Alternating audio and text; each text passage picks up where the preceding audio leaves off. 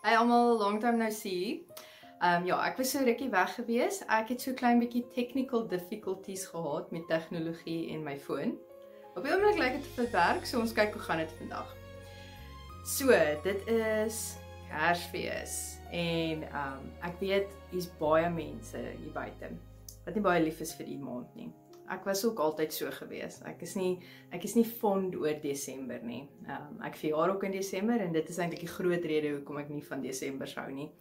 Ek onthou altyd as 'n kind, as jy in Desember verjaar, is dit asof niemand onthou nie. Want as jy in vakansie verjaar, is dit eintlik altyd so niemand onthou nie. Want daar word nie partytjies gehou nie, daar's nie cupcakes by die skool nie, of 'n koek wat saamgaan, of enige van daai goeders nie. So baie mense het so 'n koneksie aan Desember dat dit net nie vir hulle 'n goeie maand is nie. Dis ook eintlik 'n tyd wat familie saam moet wees en baie families kan nie saam wees nie. Ek dink juis aan my familie, baie van hulle is oor see. Mens wens eintlik jy kan tyd saam met hulle spandeer, soos wat 'n mens het toe jy klein was. As ek terugdink aan Kersfeeste op die plaas toe ons kinders was, dan kom die hele familie. En dit was so 'n groot gedoe geweest. Jy het van oggend tot aand geëet en dit was kuier en dit was speel in die tuin en dit was net 'n lekker tyd geweest. En gewoonlik as Kersdag verby is, dan is jy moeg vir die familie en dan is jy reg tot die volgende vakansie, want daar was so baie wat gebeur het, maar dit was altyd 'n lekker tyd. En ek dink baie keer toe ons jonger was, dat ons gedink, ag, kan hulle net asseblief huis toe gaan? Kan ons net weer ons huis terugkry? En tot die volgende keer. En hoe ouer 'n mens word, hoe minder het jy van dit. En ek dink baie keer terug aan, wat van as ons nog een Kersfees kan hê met ons hele familie? Wat almal om 'n tafel sit, gaan ons meer van daai oomblikke inneem?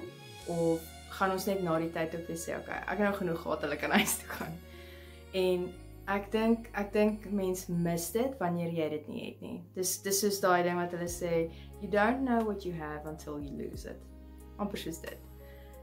So ek wil sê vir die mense daar buite wat alleen voel, wat nie familie het nie. Julle dalk nie 'n persoon wat saam met julle is nie, maar daar's altyd iemand by jou. Buiten dat Jesus altyd saam met jou is en hy daar saam met jou is sy engele om jou. So al sien jy fisies niemand om jou nie, is hier altyd iets om jou. Daar's iets wat jy kan vashou en kan druk as jy wil. Jy moet jou verbeelding gebruik.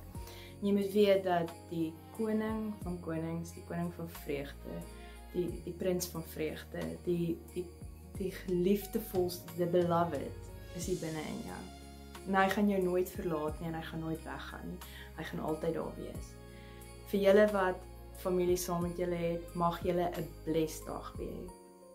Maak memories. Maak goeie memories wat julle vir altyd sal hou. Neem foto's. Ek is baie sleg met dit. Ons het nou die dag het ons met my verjaarsdag ete. Nou sit ek en my ouma en na die tyd is nie van ons 'n foto geneem nie. Almal gaan vra wat het ons geëet en ons gaan nie kan wys nie want ons het nie 'n foto geneem nie. En ek wil ook sê, ek moet ook leer om foto's te begin neem, maar daai memories is wat jy met ander kan share en wat jy weer kan terug na kyk. Want voor ons selfone gehad het ons kikkie-kameras gehad met film in. En dit was so opwinding geweest. Jy het nie geweet wat jy neem nie. Jy het dit gegaan en geneem. En jy moes altyd daai opwagting hê van wanneer die film ingegee word. En nou is die dag om te gaan haal. Wat het ek geneem? Wat het uitgekom? Wat se memory is daar? Ons het 'n voordeel nou met tegnologie, want nou kan ons sien wat ons neem. Ongelukkig baie keer wat ons neem, hou ons nie van nie, dan delete ons dit. En baie keer daai wat jy dink is nie 'n goeie foto nie, word jou favorite memory dalk. So maak memories vandag. Maar julle moet 'n wonderlike dag hê en laat Christus net saam met julle wees in alles wat julle doen. En onthou hoekom ons hierdie dag vier. Dit is nie om te eet nie. Dit is nie om presente uit te deel of onder 'n kersboom te sit of met 'n Kersvaderpak die kinders te vermaak nie. Dis nie wat dit oor gaan nie. Dit gaan oor die herinnering van die dag van Jesus se geboorte. En die grootste geskenk wat die Vader ooit aan ons kon gegee het, is om sy seun aarde toe te stuur, met die doel dat hy eendag sou sterf vir ons en die finale prys moes betaal het, die sondeoffer moes betaal het in sy bloed, dat ons kan vry wees.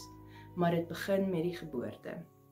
So kom ons vier vandag die geboorte van Jesus Christus En soos wat ons dit doen dit in dankbaarheid. Sê dankie vir daai geskenk wat die Here vir jou gegee het. Ongeag wat die datum is, ongeag wat jy glo. Laat ons onthou wat ons eintlik vier. En dis die geboorte van Jesus Christus. Wees geseënd, geliefdes. Kyk na julle elkeen self. En hopelik sien ek julle gou weer. Lekker Kersdag hou.